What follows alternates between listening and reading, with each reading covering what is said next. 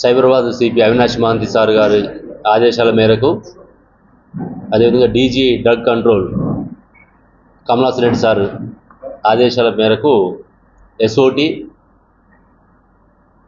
Drug inspector and Pet Basheerabad police ముగ్గురు జాయింట్గా పేట్ బషీరాబాద్ లిమిట్స్లో ఉన్నటువంటి దూలపల్లి ఏరియాలోని సెయింట్ మార్టిన్స్ ఇంజనీరింగ్ కాలేజ్ పక్కన ఒక గోడౌన్లో అనాథరైజ్డ్గా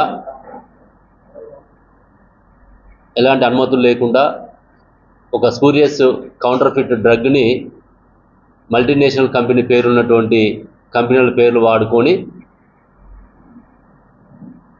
సొమ్ము చేసుకున్నటువంటి ఒక అత్యాశ తోటి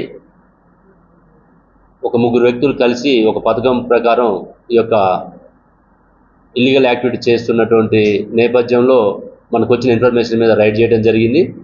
ఇందులో మనం వివరాలు చూస్తే ఇక్కడ మనకి గోపాల్ అనేటువంటి వ్యక్తి ములుగు జిల్లా వెంకటాపురం మండలం నేటివ్, ప్రజెంట్ ఇప్పుడు నిజాంపేట మధురానగర్ కాలనీలో ఉంటున్నాడు.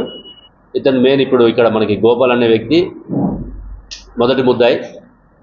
రెండో ముద్దాయి నిహాల్, ఇతను ఢిల్లీ బేస్డ్. వీళ్ళిద్దరు గతం నుంచి కూడా ఈ గోపాల్కి గతంలో కోవిడ్ టైంలో కూడా ఇతనికి ఆల్రెడీ ఒక ప్లాస్టిక్ ఇండస్ట్రీ ఉంది. అందులో మెడికల్కి సంబంధించినటువంటి ఐటమ్స్, సర్జికల్ ఐటమ్స్ తయారు చేస్తుంటాడు ప్లాస్టిక్ రిలేటెడ్. ఈ నిహాల్ వీళ్ళిద్దరికి కూడా ఫార్మాస్యూటికల్ నాలెడ్జ్ ఉండి ఇద్దరు కూడా గతంలో వీళ్ళు ఇద్దరికి ట్రాన్సాక్షన్స్ ఉన్నాయి.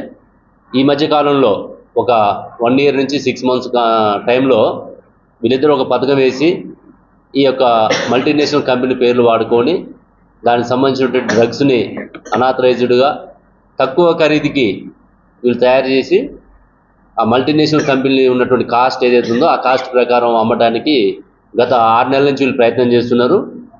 మొత్తం కూడా ఢిల్లీ నుంచి ఈ నిహాల్ ఇతనికి రా మెటీరియల్ అంతా కూడా పంపించడము, ఈ యొక్క గోపాల్ ఇక్కడ ఆల్రెడీ కొంత నాలెడ్జ్ అతనికి ఉండటము, అతనికి వేరే కంపెనీస్ ఉండటము, దాన్ని బేస్ చేసుకొని ఇక్కడ ఒక సిక్ ఇండస్ట్రీలో ఇతను మొత్తం మిషనరీస్ పెట్టుకొని రా మెటీరియల్ అతను పంపిస్తుంటే అతను తయారు చేసి మళ్ళీ ప్యాకింగ్ ఇదంతా కూడా చేసి రిటర్న్ అతను పంపించడం జరుగుతున్నది.